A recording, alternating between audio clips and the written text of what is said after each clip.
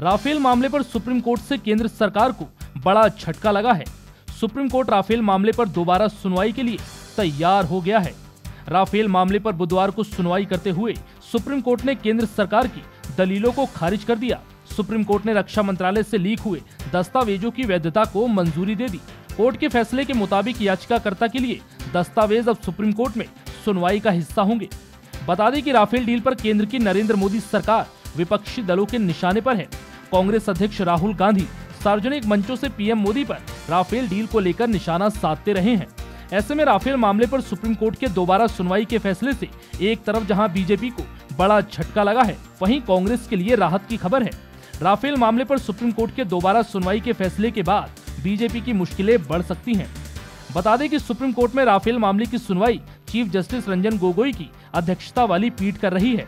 इससे पहले chief justice Ranjan Gogoi की अध्यक्षता वाली पीठ ने याचिकाकर्ताओं से 15 मार्च को हुई सुनवाई में कहा था कि वो राफेल डील के दस्तावेज लीक होने से जुड़े प्राथमिक आपत्तियों पर फोकस करे, जिसको लेकर chief justice Ranjan Gogoi, justice SK. Kaul और के.एम. जोसेफ की पीठ ने कहा था कि सरकार द्वारा उठाई गई प्राथमिक आपत्तियों पर निर्णय लेने के बाद इस मामले में फैक्ट की जांच की जाएगी।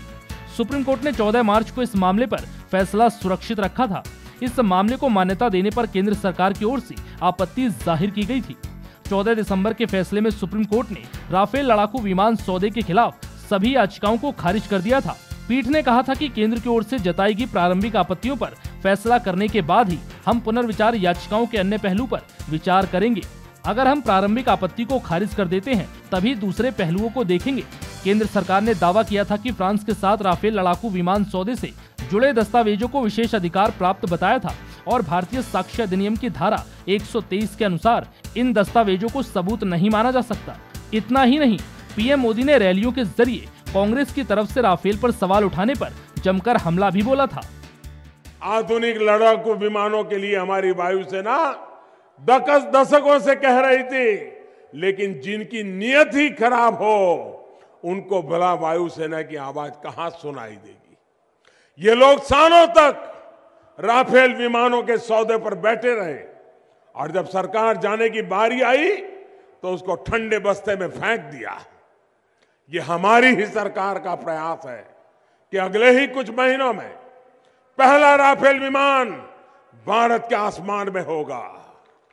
लेकिन ये लोग अभी भी ये राफेल विमानों के सौदे को अपने निजी स्वार्थ के लिए, निजी हित के लिए, उसको भी नाकाम कराने के लिए, फेल कराने के लिए कुछ न कुछ नए नए नखरे कर रहे हैं। भाई और बहनों, सुप्रीम कोर्ट से लेकर सीएजी तक हर संस्था कह रही है कि भारत सरकार ने सही निर्णय किया है, सही समय पर किया है, सही सौदा किया है और देश के हित में किया है। लेकिन ये लोग झूठ पर झूठ बोले जा रहे हैं। रक्षा सौदे में कमीशन न मिलने की बौखलाहट क्या होती है, ये कुछ लोगों के चेहरों पर साफ देखी जा सकती है। वहीं केंद्र की तरफ से अटॉर्नी जनरल के वेणुगोपाल ने कहा था कि संबंधित विभाग की अनुमति के बिना कोई उन्हें अदालत में पेश नहीं कर सकता, क्योंकि इन दस्तावेजों को सरकारी गोपनीयता कानून के तहत संरक्षण मिला है। सूचना के अधिकार कानून की धारा के अनुसार भी जानकारी सार्वजनिक करने से छूट मिली हुई है।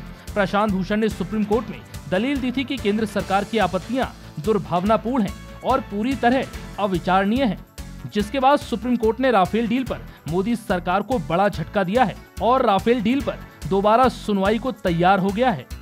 फिलहाल इस वीडियो में इतना ही।